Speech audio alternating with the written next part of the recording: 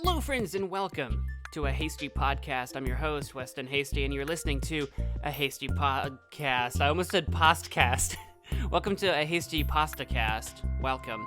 And happy early Thanksgiving, everybody. It is the day before Thanksgiving here in the United States. I don't know where else it's celebrated. Probably, I think that's just a here thing where Thanksgiving is celebrated on, I believe, the 25th. I have to literally look it up because I'm terrible with dates. The 25th of November, the day before Thanksgiving. Happy Thanksgiving, everybody. Hello. Welcome to my podcast where we talk about media.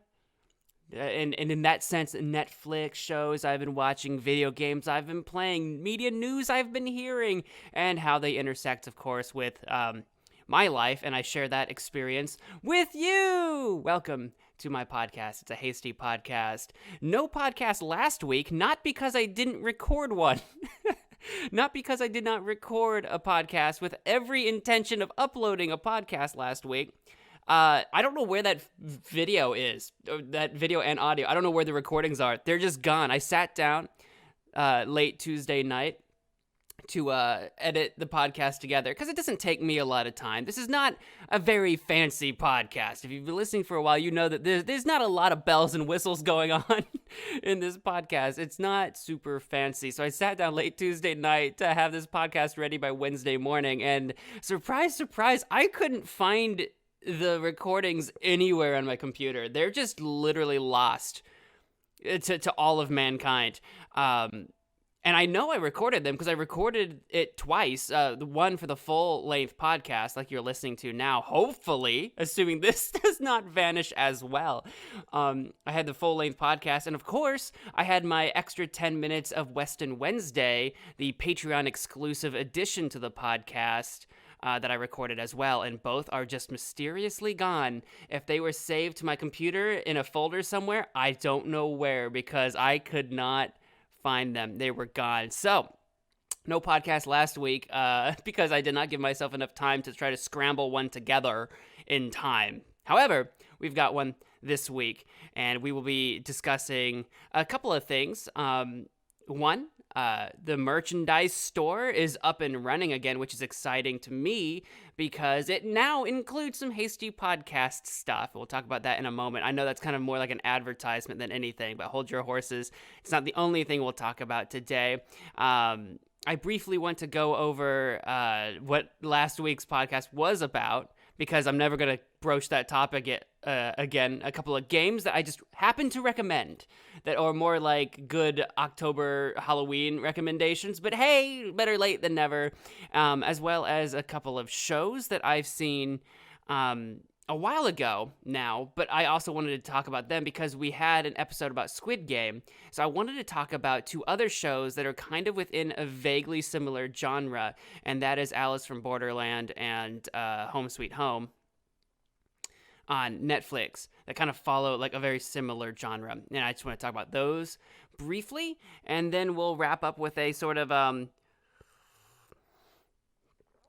sorry, I had to drink my coffee. We'll wrap up with a sort of reminder of all of my socials and everything that's kind of coming up sort of thing. So we'll do that.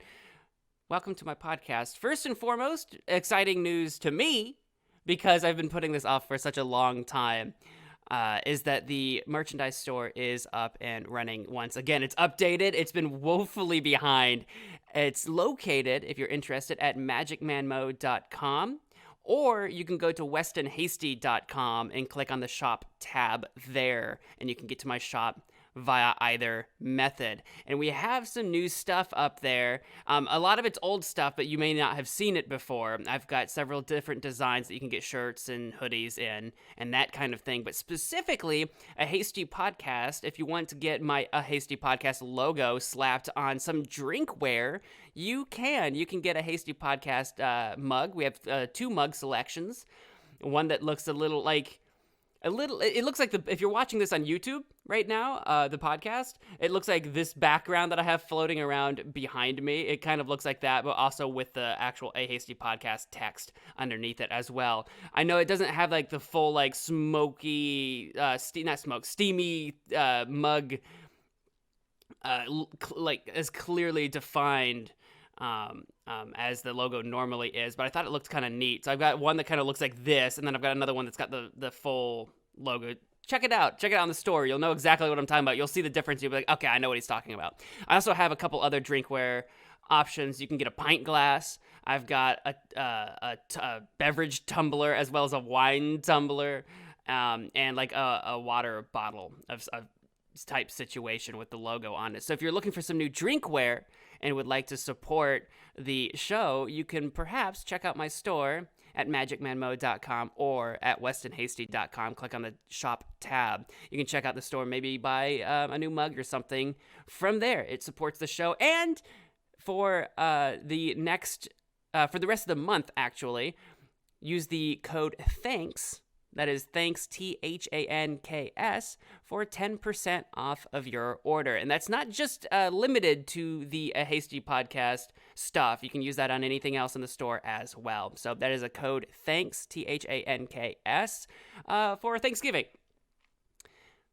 That being said, I would also like to say, hopefully, if all things go well, by next week, I will have an additional design available on the store. I will talk about that next week because it's not yet made, but I'm working with an artist to have a new design out that's not exclusively a Hasty Podcast themed, or even my Magic Man Mo channel, my gaming channel. It has nothing to do with that gaming channel. It has nothing to do with this podcast. It's just a fun design. I was talking to a friend of mine from work that knows that I do this YouTube podcasting stuff, right? And I was talking about how I was working on getting my store up and running like more properly because I had neglected it for a minute.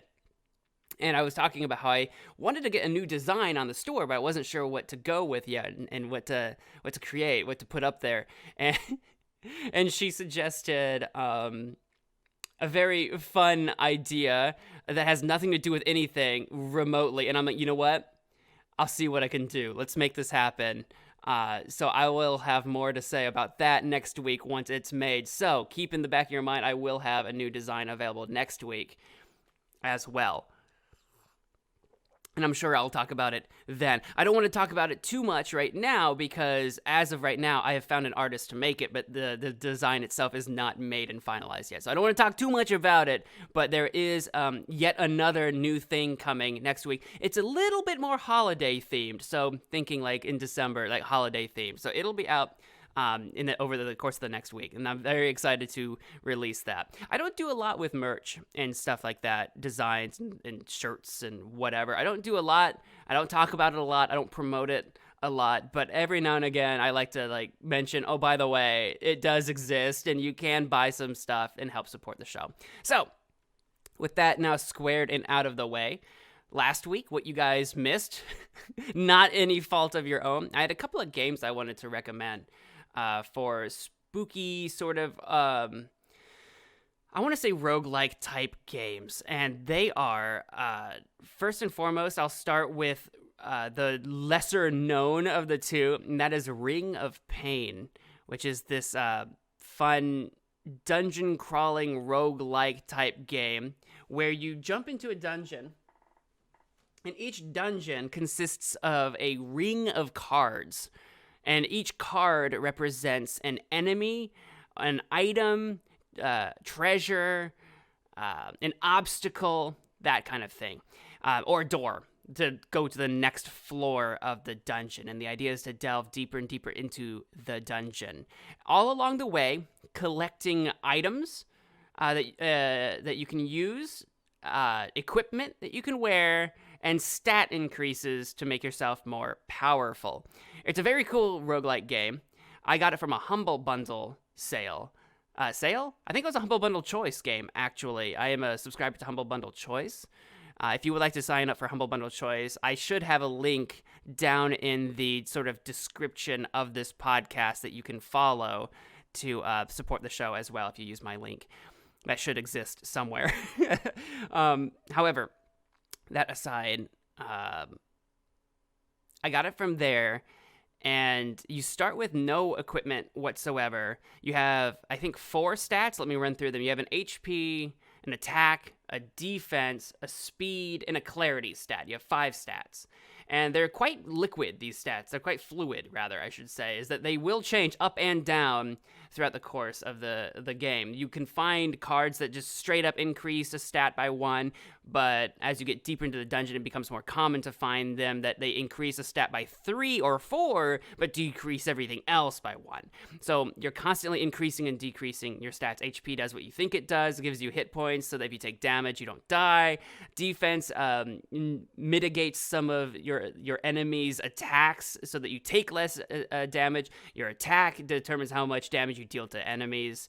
Your speed indicates which card between either the card or you attacks first. So if you attack first and you have enough attack to defeat a card outright, it doesn't have the chance to attack you back, so you get to save out on some health that way. And clarity is sort of a catch-all of a bunch of resistances, such as like poison resistance, so that if an enemy tries to poison you, there's a chance it won't. Things like mitigating curse chance, so that if you try to open a cursed chest that might have treasure in it, you don't get cursed instead. Usually getting cursed means instead of collecting some kind of treasure or a stat increase or something, you take some kind of damage instead, as well as increases the potency of healing items, such as healing potions you find in the dungeon. The higher your clarity, the more healing you get from healing potions. So it's a really powerful stat that is very difficult to increase. It's very hard to find equipment that increases your clarity, and a lot of equipment decreases your clarity. So it's a stat that kind of falls by the wayside, but is very powerful to have quite high. My first run through the game, I got very far. I think I got to the final floor of the dungeon before the game, like, I assume resets, because it's got that roguelike tendency. What am I looking for? A trait? Trait? I don't know what I'm looking for. Roguelike element where you run through a game and you either beat it or die and you start over. It's a game that's meant to be like run through several times. You're supposed to play this several times. It's not a game that you play through once, beat, and you're done forever, like a more story-based adventure or something like that. It's a game that you're meant to play over and over again. And through each run, depending on how each run goes and what you do in each run, you can unlock new items for each subsequent run. So you're always unlocking new stuff. I don't know how expansive exactly. I don't remember how many items there are to unlock, new equipment and stuff like that to unlock, but I think there's a sizable amount. I don't remember off the top of my head how much there is, and you usually only unlock like a few things per run, depending on how far you go into each run. My first run through, I unlocked a bunch of stuff because I got very far in the first run, which I have a suspicion the game makes your first run that you ever play when you first boot up the game. I have a suspicion it makes that first run easier, because I have not gotten as far as I did in that first run since then. I have not even come close, I think, to really getting to the final stage of the dungeon. And I screwed myself over. I acquired this very powerful, epic, rare mask equipment that I could wear. It was called Maniacal. If you play the game, don't pick that up. It's not worth it. I don't remember how the wording of the description goes, but I misled myself into thinking it did something else. Basically, I was playing a character that specialized in defense, and I was doing so well. I was taking like no damage most of the time from attacks, because my defense was so insanely high. And what this mask did is when I got hit, an enemy's attack against my defense would convert my defense into attack for me. So what was happening is if I had like 50 defense and 10 attack, and a creature hit me for 5 damage, I would go down to 45 defense and go up to 15 attack. So every time I was taking damage, I was losing defense but gaining attack stat, which at the very final stage of the dungeon, enemies weren't hitting me for 5. They were hitting me for like 15 and 20. So in a few hits, I had no defense left. I had insane attack, but I had not built a speed character. I had built a defense character. So everyone was hitting me first, and I died very quickly at the very final stage, and that was very disappointing. I had an insane attack stat by the time I died that, oh boy, if I had hit you, you were gonna die. But unfortunately, that was not how I had built my character, and picking up that item was a mistake. And once you pick up a piece of equipment, you can't just chuck it. You can't just get rid of it. You're stuck with that decision. until you find like another mask or helmet to swap it out with. So you have to be very careful about how you make your decisions and stick with it and build your character, but also be ready to sort of improv your way through the game. And I was very disappointed I didn't like win that final stage. I think it's the final stage. It was like the final stage in like a ring of dungeon layers that I had completed.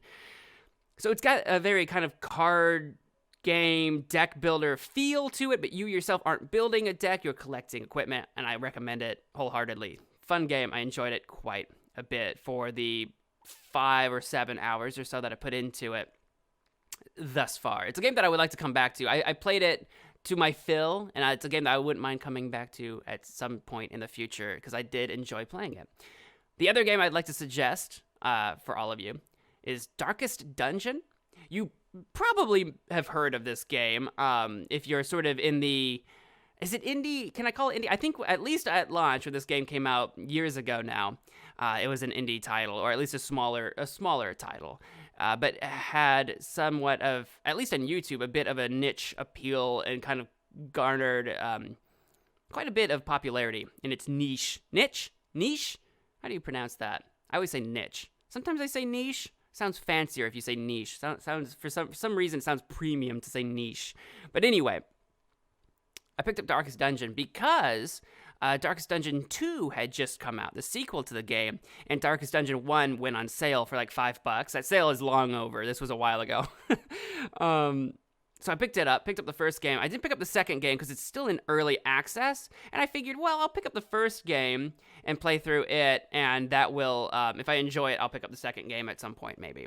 I will say between the two games, there are significant differences. I've been following the development of Darkest Dungeon 2 a little bit. They're going a lot more roguelike, going through a run, kind of like Ring of Pain or Slay the Spire. Actually, very similar to Slay the Spire in a lot of ways, which I have talked about on this podcast before, I'm pretty sure. So they're going in a bit of a different direction with gameplay in Darkest Dungeon 2, but the core combat system is very similar or the same. But I haven't played that game, so I can't speak too much to it. But I can speak a little bit to the first game, which I will say I also recommend. It is a party building game where you build a party of 4 characters, and each character is a class, basically. There are several different classes of character to choose from Highwayman, which is kind of like a rogue type character, to Arbalist, which is like a ranger, to Cultist, which is sort of this Lovecraftian mage that can do like some cursed healing and summon tentacles from the sky. You can do an Abomination, which is this sort of cursed were creature guy that can transform into a monster. You've got a leper, which is, I don't know why it's there. I don't know what the story is behind them being a leper in particular, but they're this heavily armored, hard-hitting character with no fear of death, because I guess they're a leper. A crusader, which is one of my favorite classes, which is like a knight, like a holy knight type character that has a move, or can have a move. Your different abilities, you can kind of swap in and out which ones you have through training. But the first Crusader I had an ability, I forget what it's called now, but you'd hold out this like radiant scroll, and it increased your torchlight in a dungeon, gave yourself some protection, which is like extra defense, and then marked yourself so enemies were more likely to hit your Crusader, which again, because you gave yourself extra defense, and Crusaders have a good amount of health, you kind of want people targeting your Crusader anyway, so that was pretty cool. The mechanic with lighting your torch, there are a couple characters that affect your torchlight. The two I can think of off the top of my head are the Crusader and the... What's the name of it's like a cleric class, but it's not called cleric. It's called like something with a V. I want to say, hang on, Darkest Dungeon cleric class. It's not, it's called like a V. Vesval, Billy, Valorant. No, what the frick are you called? Vestal. I don't know what a Vestal is, but it's basically a cleric class that does a lot of healing. They have an ability that does some torch healing as well. That's a mechanic in the game where you send your party of 4 into a dungeon. And there are a few different dungeons to choose from. The one that you'll have access to at the beginning is the Ruins. The sort of story of the game is that you're coming to this old estate, this old family estate of yours. You've received a letter that this estate has fallen under attack by ancient monsters from underground that your caretaker that you had left in charge of the estate had uncovered by digging too deep in the areas surrounding this old estate and unlocked some kind of ancient Cthulhian Lovecraftian horror from the depths, and he has urged you to come back to the estate and help vanquish the evil within, basically. And you have a few different dungeons once you're there. You have a hamlet, which is like a little town where you do all of your training, supply building, resting, that kind of thing. And then everything else is the darkest dungeon is your actual like castle that you have in your estate, which you'll attempt to fight much later down the game. But the first place you'll have access to is the ruins outside that sort of castle. There's also like a Warrens, which I think, if off the top of my head, is like the sewer area. You've got like this outside surrounding forest area. You've got this coastal area. I don't even remember what they're all called. So you've got like 5 dungeons, I think, to choose from. The first one we have access to is the Ruins, and it's sort of your more standard, typical dungeon feel, like going down into like brick dungeons, like in a castle or something. Think Boletaria from Demon Souls or something. I don't know. With unholy skeletons wandering the dungeon, and you can fight them. And if you start the game like I did with like a Crusader, and I started the game with a Crusader and a Highwayman, but I got a Vestal, which is my cleric, pretty early on. So, I had 2 like kind of holy fighters in this sort of unholy dungeon. So we were doing really well with ourselves. Anyway, like I was saying, you bring your party of 4, up to 4. You can bring less, I guess, but you up to 4 into this dungeon, and you start with a radiant torchlight, a fully lit torch. Your torch has health up to 100, and as it decreases, the dungeon gets darker, and the darker the dungeon gets, the more dangerous it becomes, but your potential for uncovering more powerful loot increases significantly. So if you really wanted to, you can extinguish your torch entirely and go at it in pitch darkness, which is very spooky. The ambience when your torchlight goes out, the sort of music change, you can hear the whisperings and tormented dealings of unholy abominations in the dungeon. It's really good. It feels really great to play. The ambience and the art style really lend themselves to the theme of this game really well. And you bring your party of 4 in, and you have torchlight, and you can bring supplies with you. You can bring additional torches to keep your torchlight lit, so that if you feel like the dungeon is too dangerous, you can keep your torch lit and make it a little bit more safer for yourself. You can come in with food. Your characters will periodically get hungry, and they need to eat, as well as eating in general heals yourself a little bit. For the most part, it doesn't heal you very much, so you're not going to want to rely on food for your healing. In particular, I like to rely on my Vestal to do my healing, or my Occultist. I have a very powerful Occultist that does some really good healing. His healing ability heals anywhere between, it's at level 2 right now, so anywhere between 0 and 15 health. So yeah, there's a chance that I'll heal nothing or very little.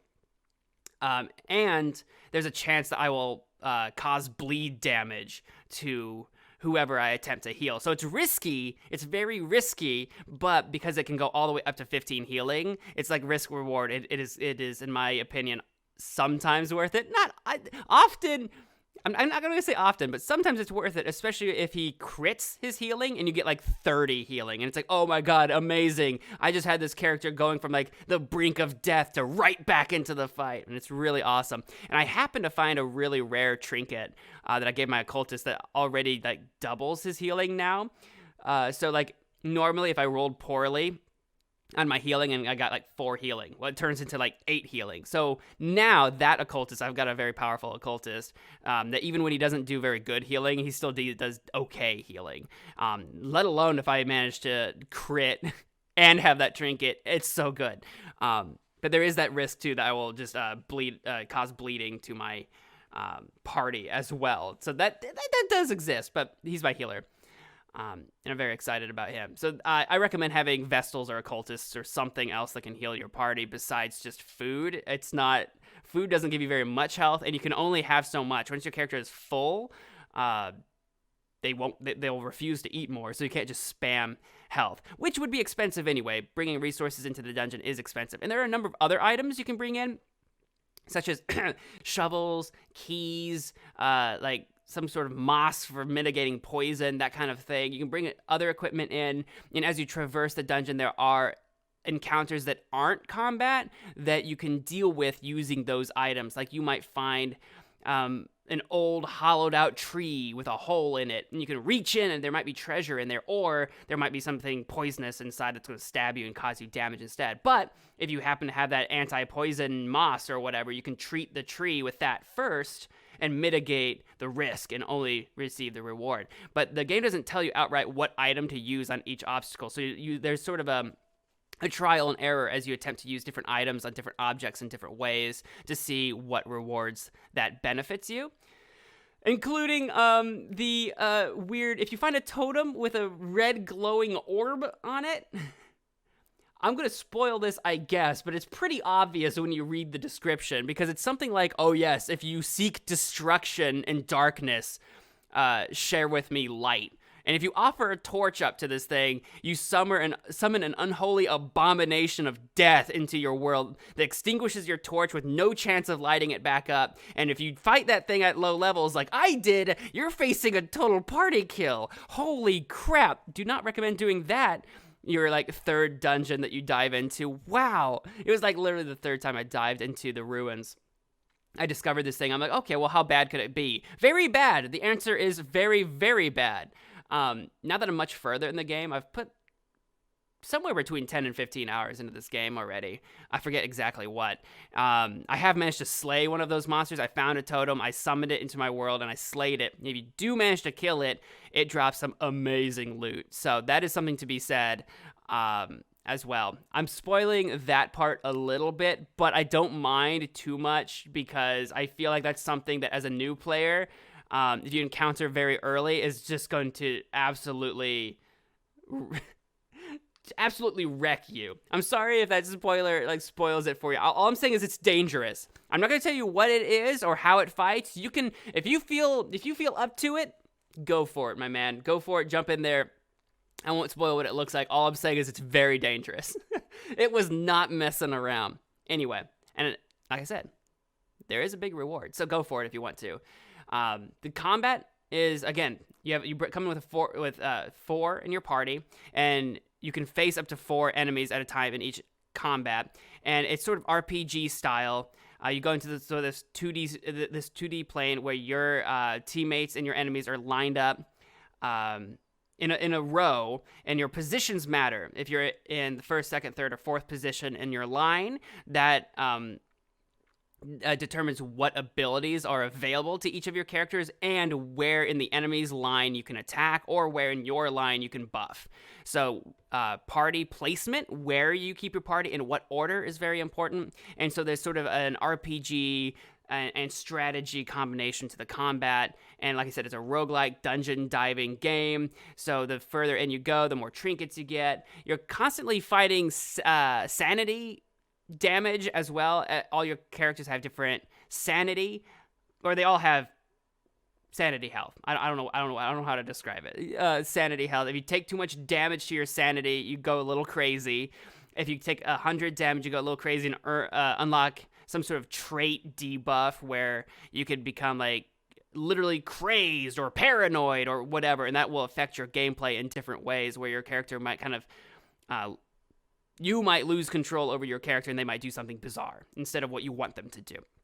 So you want to keep their sanity as clear as possible. If you get to 200 sanity damage, there's a chance that your character straight up has a heart attack and dies mid-dungeon.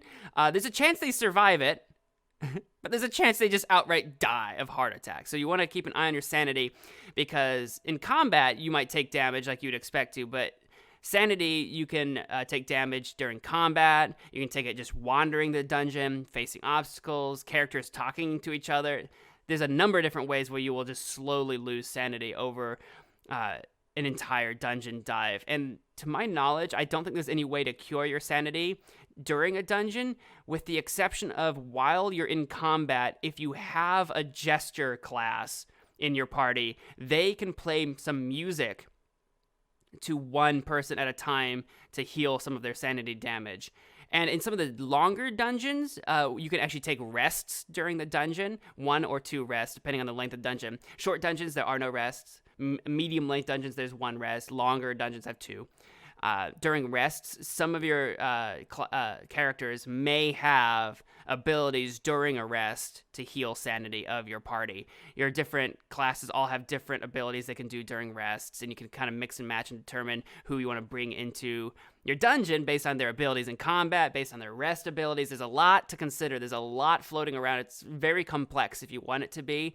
If you don't want it to think about it too hard and just throw yourself into it, you can kind of get away with that, but the more you play the game, the more you'll understand its mechanics, the more comfortable you'll feel sort of thinking ahead a little bit more. I recommend it. It was really fun, really challenging, but I'm not unaccustomed to strategy games and party games like that and kind of thinking through decisions and party order and that kind of thing. I'm not unaccustomed to that type of gameplay, and I don't mind spending a little longer each encounter to like think through my strategy. You can't think too far ahead because you can't tell like who's going to go first in a combat. Everyone has speed stats, but they can change throughout a combat, and the combat order is determined every round of combat. Like the new order is determined by dice rolls. It all happens behind the scenes. You don't see the rolls, and you don't see the turn order. So you can kind of strategize a little bit like, okay, this is my faster character. They're probably going to go before this character, but you don't know exactly. And that's, like I said, that's all behind the scenes and a little unclear. Just play it by ear and hope your improv skills are enough to survive. Darkest Dungeon, everybody. I recommend it. There we go. That's what you basically missed last week. Except instead of spending an entire hour going into depth about those games, I've just given you a much tighter synopsis of those games.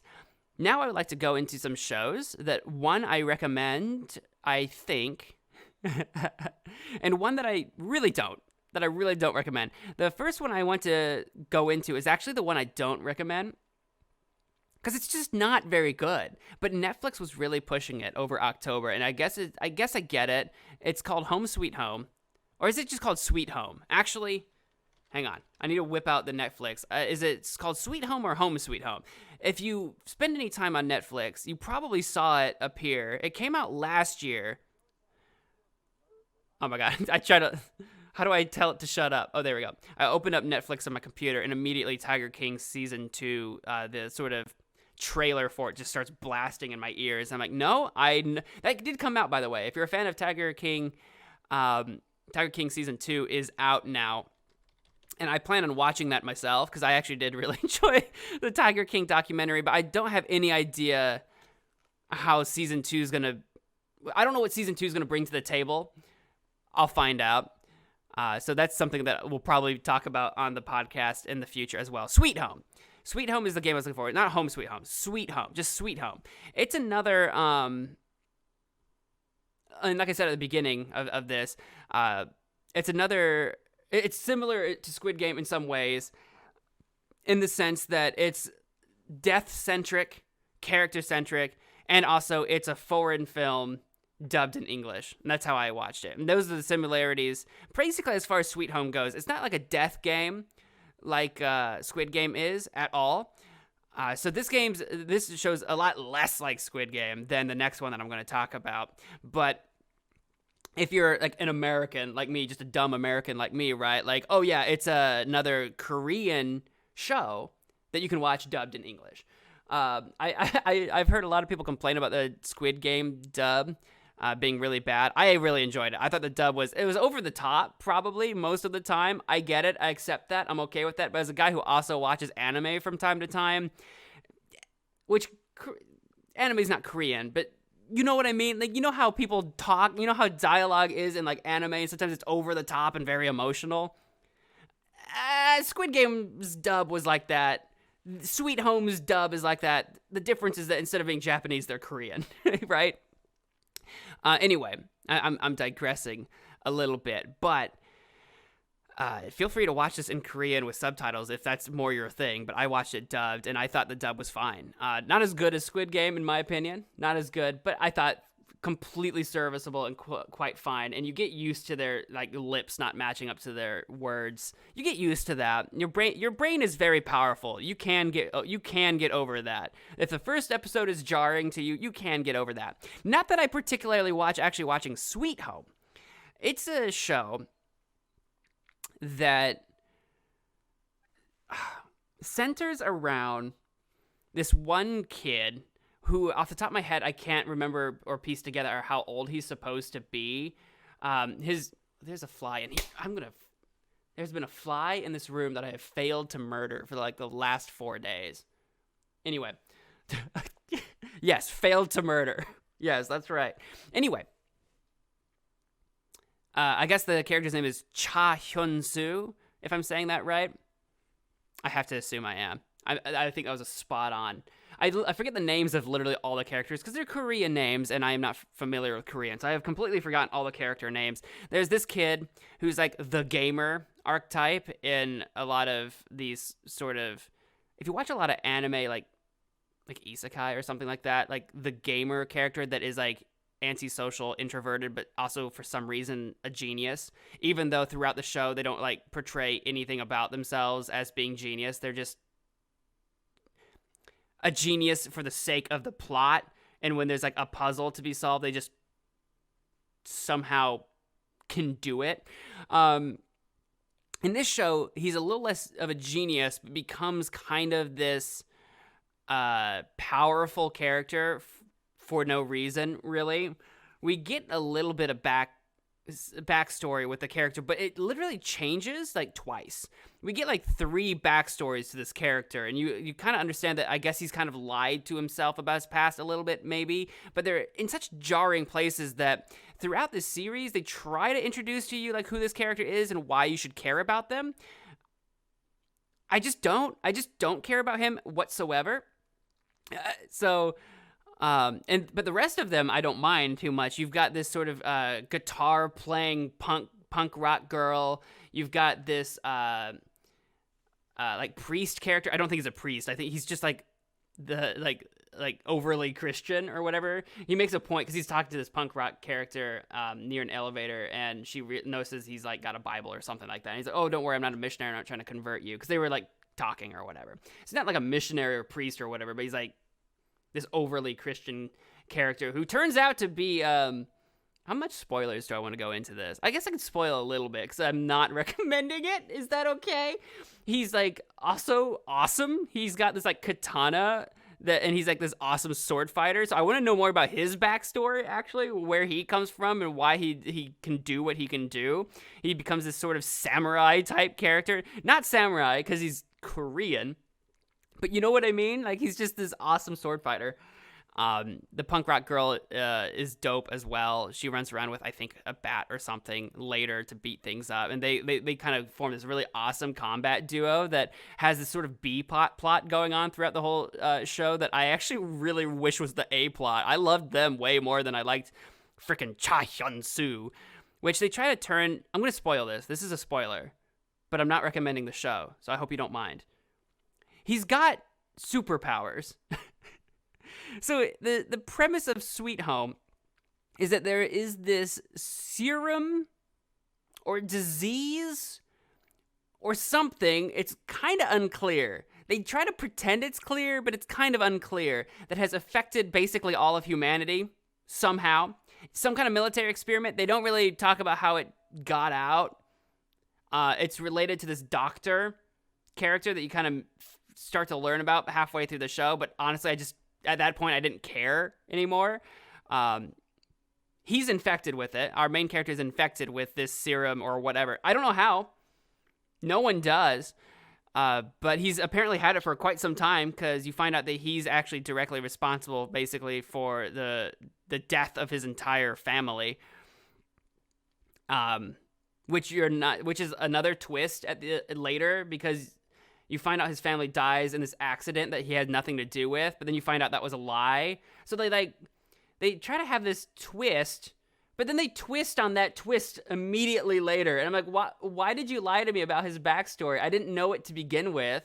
You had to tell me it later. And then even later, you told me that was a lie. I'm like, why did you reveal that to me? There was no reason to do that. I don't care about this character. They try to make you care because he's also like suicidal, which you find out is like because he killed his family. But for the majority of the show, you don't know why he's like suicidal and hates himself, right? He's just sad. And the show wants you to feel bad for him and sad for him as well. And don't get me wrong, I take suicide very seriously. But for the sake of the character, they gave me no like reason to like him as a person. And it's not that it's like a tricky subject. It's not that like I didn't care if he died or not, but he's also not real. I am watching a TV show, all right? And so far, all I've learned about this guy from the very beginning is that, oh my God, I hate humanity, I hate myself, I'm gonna end myself. And that's all you get from this character. And it's just such a like, as a character trait, it never pays off. One, because he never goes through with it, which I'm not saying he should have. I'm just saying like that's there in the background information. He never goes through with it. It never affects his decision making throughout the show. It really doesn't affect his personality because in a few episodes, when he gets his superpowers, he becomes a badass, right? So like he's not crippled with any kind of anxiety that affects the show in any way. It just I think the show was trying to find a cheap way to get you to want to care about him because they refused to build up his backstory, like develop it ahead of time. They wanted a cheap way to be like, you should care about him. He's sad, and you should be sad for him. Okay, let's get back to the show so we never have to think about that again. It's weird. They don't develop his story in any way that I care about him. And then they introduce that element, like, oh, you should care about him, but I don't. And then you make him a badass later that never has to struggle with those feelings again. So it's not very helpful. And it's not very helpful that the show actually delves into some pretty serious topics like suicide and like depression. And like we've got some very heavy, serious topics here that they want to introduce to you to make you feel really bad and sad and really depressed and really down. But it just doesn't pay off. And many times the feel of the show as you're going through it, they don't match. It's a very dark and depressing show, but then you'll get into a combat scene with these monsters, which by the way, the disease turns people into monsters. And that's what this guy has. He can turn into a monster, but he can control it still a little bit. He could lose control and be gone forever, but he's so far managed to control it. But most people don't control it. They turn into a monster. And every time the characters get into this combat with like a monster, I don't remember what song it is. What's the song? And at least in the English dub or whatever, there's one song they play over and over again, and I can't think of what it is. And it's the funniest thing the first time it happens. And every time you get to a scene that the show wants you to think is like a badass scene, they play this song. It is so jarring and so out of place and takes all the tension away. And I laughed out loud the first time I heard it. It's a really popular, I can't think of its name right now. It's a really popular song. I almost recommend you watch it just for the first time that song comes up so that you can have the biggest laugh because it's so dumb. It's so dumb. But it takes like a few episodes, I think, before you get to that. Because they have to build. Maybe it happens in. I think the first time you hear it's in episode 2 or 3, so it doesn't happen too late. And then it happens every other episode from then on, where they have like badass moment, and yeah, we're gonna start playing this song, and it's like this so does not fit whatsoever. It's so bad. It's like We Are the Warriors. What's it called? Hang on. Hang on. We Are the Warriors. Something like that. Is that the song? Is that what it's called? Hang on, I'm trying to look this up.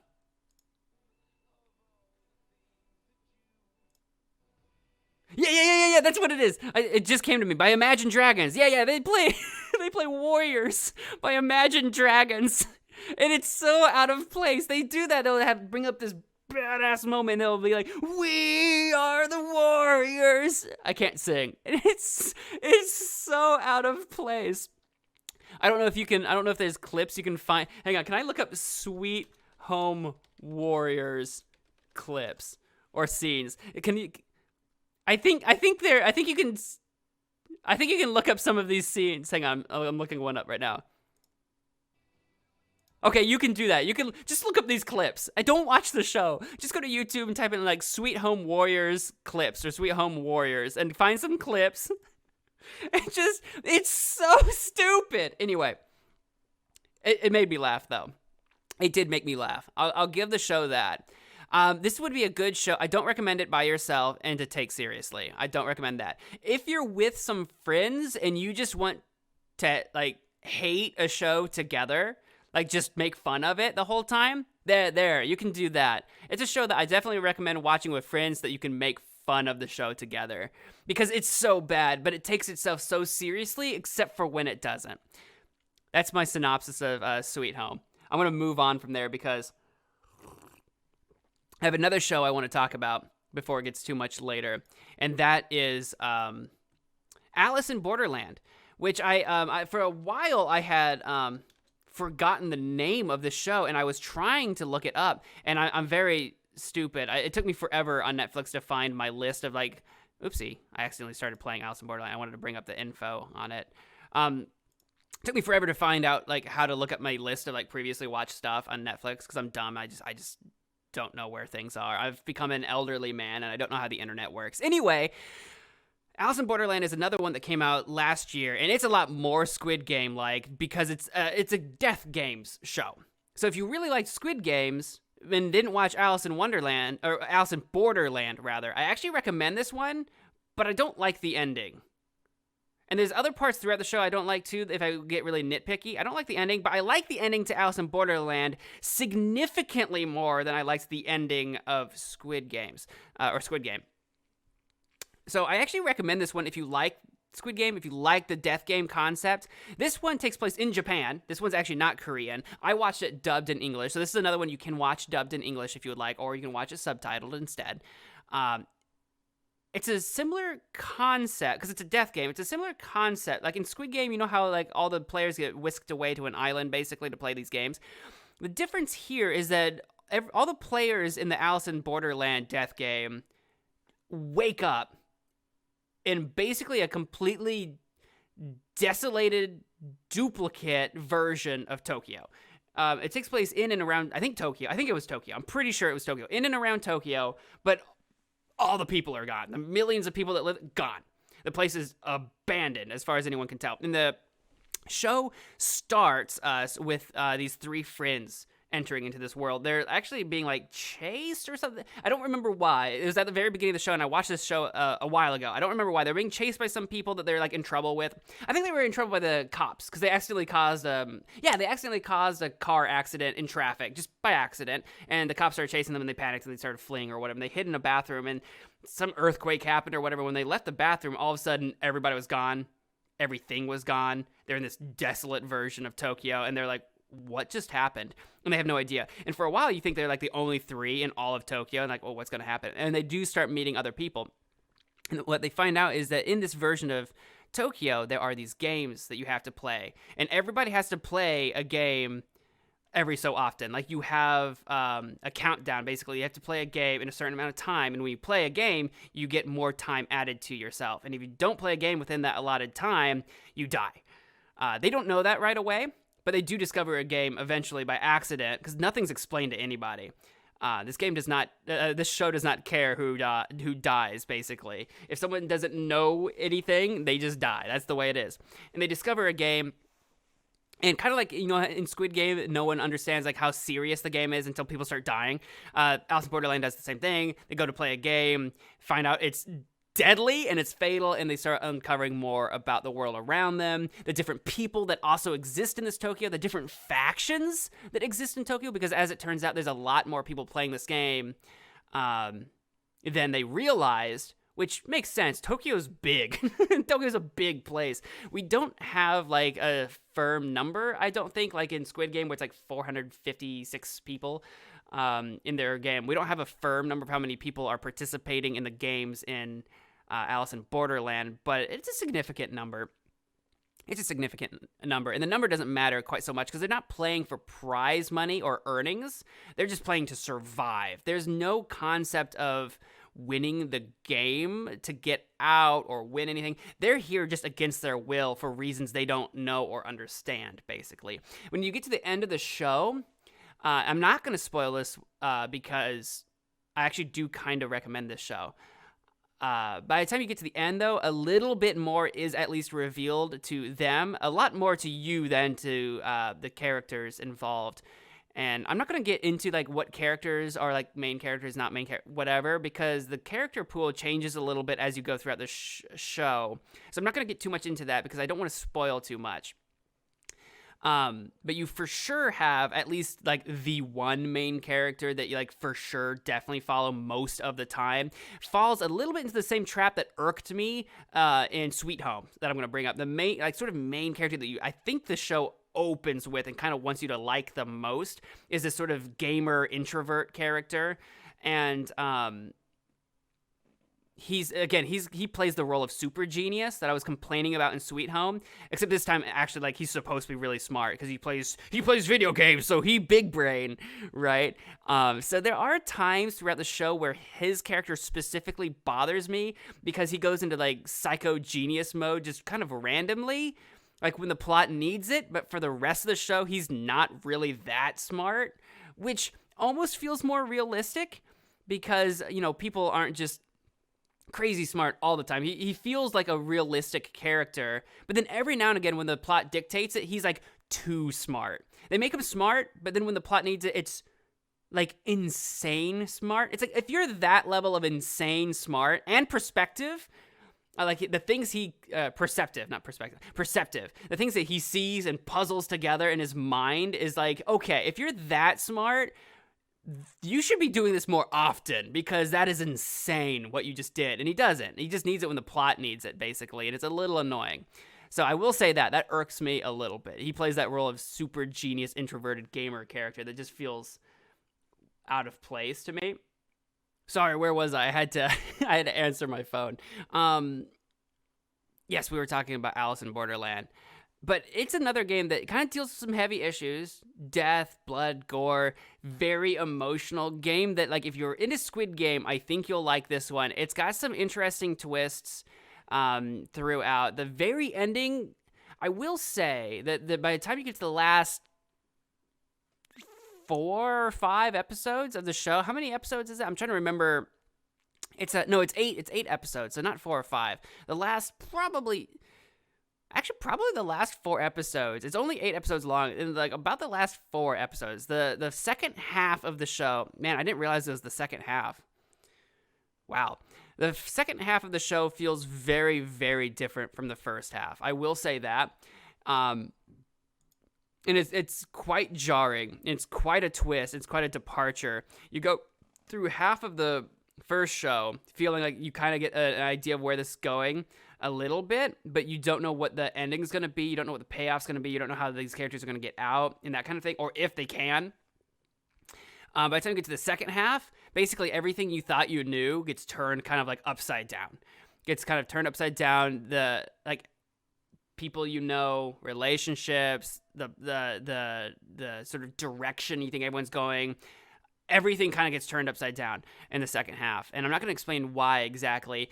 For me, I wasn't the biggest fan of it. Conceptually, I didn't mind the original idea, but I thought where the show was going to be a very different direction. So I will say that the second half, depending on what you want from this show after watching the first half, what you want from the show might not be met by the time you get to the second half. And I'm not the biggest fan about how the show ends.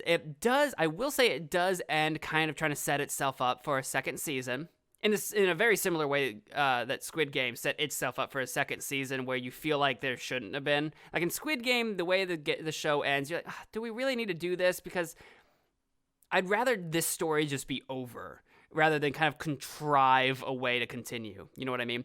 In Alice in Borderland, it feels that way a little bit as well. It feels a little bit contrived, like they ramp up and really amp up to this sort of epic conclusion and finale, and then they somehow find a way to say, oh, but it's still not over. And you just feel like, but it amped up so much that it should just be over. One way or another, it should just be over, and it just doesn't. So the ending, it's not bad, but because of the change in the second half of the show, because of the complete departure we get, it's just different. So I will say that, but I actually do recommend it a bit. The Alice in Borderland, none of the characters are called Alice. Japan, especially if you watch a lot of anime, Japan has this thing for Alice in Wonderland, like the symbology and imagery of it or whatever. They're obsessed with it. That's all I can think of, because I don't understand why it's called that. No one's called Alice. No one plays an Alice-like character to the best of my knowledge. Borderland, I don't know what that means. Border of what? I don't know. I've watched the whole show and I cannot explain the title for the life of me, other than literally, you know how Alice in Wonderland falls down a hole into another world. That's it. These characters fall down a hole into another world, not a literal hole. Like I said, like they our three main characters, the way they got into the games is that they went and hid in a bathroom and came back out and the world had changed. That's kind of the extent. That's all I can think of. That's the only Alice in Wonderland connection I can think of. They fell into another world. That is not like that is not a unique thing to this show. It's not like that's not been done before, but that's as far as I can figure out. Why Borderland? Border of what? I don't know. I think whoever came up with that title just thought that was clever, or just really liked it and just slapped that onto their art. Because I think, and I didn't know this, I think the show is actually based on some manga that I don't know the name of the author or anything. I don't have that pulled up. But I think it started as manga, and then they turned it into a show. So I guess that author came up with that name and just liked it. I don't know. I can't explain the title. So if you're trying to get anything out of the title, don't. It has nothing to do with basically anything at all. I was wondering when it would come. Because, you know, like Squid Game. It's called Squid Game. Guess what they play in the show? Squid Game. It happens. In Sweet Home that we just talked about, they talk about like defending their home a lot. They're this sort of apartment building that the whole show takes place in. This is their home, and they're going to defend it. It's not a great title, and it's not a great connection, but at least I can see it. Alice in Borderland, I don't. It's literally they went from one place and they're mysteriously in another place. That's it. That's all there is. After that, there is no more payoff in that title. I don't know if that's a spoiler to tell you that it never pays off, but it never pays off. But I think I do recommend that show. I don't think it's as good as as good as Squid Game, because I don't think Alice in Borderland feels as tightly done, as tightly condensed as Squid Game. But it is interesting, had my interest. I watched it before Squid Game even ever came out. I didn't watch it last year. I watched it this year, I think in early October, maybe in September. But I recommend that one. I think you should check that one out if you were a fan of Squid Game or other death game type shows. All right, those are my recommendations, and one not recommendation for today's podcast. Thank you all so much for listening or watching. You can listen to the podcast on your favorite podcasting platform or watch it over here on YouTube, either or. Once again, remember, I have new A Hasty Podcast merchandise available at magicmanmode.com or at westonhasty.com, and go to the shop tab where you can get some new drinkware with the Hasty Podcast logo on it. Very exciting. Use the code THANKS, THANKS, THANKS. Use that code at checkout to get 10% off of your order. That is not exclusive to just the Hasty Podcast merch. You can use that on anything in the store. And check that out. If you'd like to support the show directly and financially, you can do so at patreon.com/Weston Hasty, where if you do so, you will have access to Weston Wednesday, an extra 10-minute bonus segment of the podcast for Patreon patrons only. So you can go do that for as little as $1 a month to support the show. If you would like to connect with me through social media means, you can do so on Twitter at Weston Hasty. Give me the hashtag Hasty Podcast if you would like to leave your comments, questions, or critiques or whatever, and they may be used in future episodes. I also have an Instagram that I barely touch, but it's also called Weston Hasty. So you can go check that out if you want occasional photos of things I eat sometimes. Sometimes I post pictures of food or me. So check that out. But whatever you guys do, I want to thank you all so much for watching and listening. If you enjoyed it, please do all the things. Leave me a review, a like, or whatever. But until next time, take care of yourselves, take care of each other, and wash your hands. I'm out of here. Bye.